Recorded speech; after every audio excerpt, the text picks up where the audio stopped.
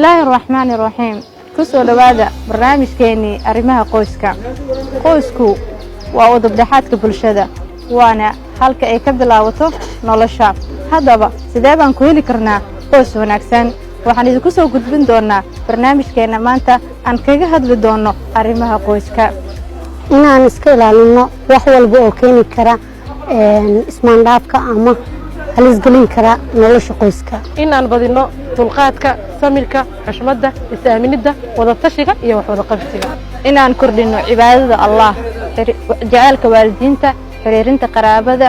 booqashada asxaabta gaarkay wax isku hadiyeenta iyo dalxiiskaba in aan ku dadaalno runta iyo daacadnimada maxaa yeelay waa saldhigga qoyska wanaagsan inaynu adeegsano hadallada ay ku dheehan tahay naxariista jacaylka iyo soo dhaweynta